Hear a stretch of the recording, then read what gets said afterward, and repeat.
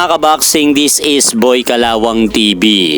So kahapon nga po mga idol, ipinakita na ang kasalukuyang pangangatawan ngayon ni former 3 Division World Champion John Riel Casimero matapos nga pong mag-post ito ng video sa kanyang mismong social media account na Cuadro Alas It's My Boy, kung saan mga idol makikita po natin sa video na halos payat na po ang pangangatawan ni John Riel Casimero at handang-handa na sumalang sa kailang magaganap na official and final weigh-in na kanyang makakalaban sa araw ng Sabado, October 25 sa bansang Kyrgyzstan na si Japanese boxer Kyunosuke Kameda. Kaya hintay na lang po natin mga idol sa araw ng Biyernes kung makukuha ba ni John Riel Casimero ang official weight limit ng 128 pounds.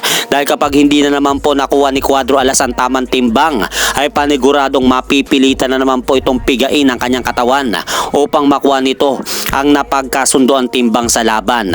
At ayon po ay ayaw nating mangyari muli kay John Riel Casimero mga idol.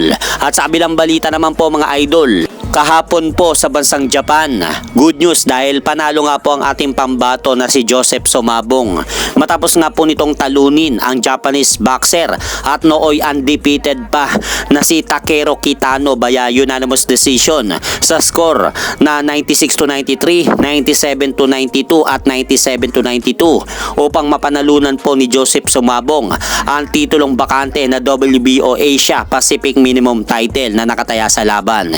Kaya sa panalo na ito mga idol ni Joseph Sumabong sa bansang Japan kahapon, maituturing po natin itong himala na mangyari dahil kadalasan kapag dumadayo po ang Pinoy sa bansang Japan at umabot sa kamay ng mga hurado, kadalasan kahit lamang po sa puntos ang Pinoy na boksingero ay binibigay pa rin po ng Japanese judge ang mga panalo sa mga Japanese fighter. Kaya po ngayon mga idol, dahil sa naitalang panalo na yan ng ating kababayan na si Joseph Sumabong sa bansang Japan kahapon, umabante na po ngayon ang panalo nito sa 9 na panalo at 1 talo lamang at 4 dito ay natapos via knockout. Habang nalasap naman po mga idol ang Japanese boxer ang kanyang kauna-unahang talo sa kanyang buong professional boxing career sa kamay ni Joseph Sumabong matapos nga pong bumagsak ang kartada nito sa 9 na panalo at 1 talo. Kaya binabati po natin si Joseph Sumabong sa kanyang naitalang panalo kahapon sa bansang Japan.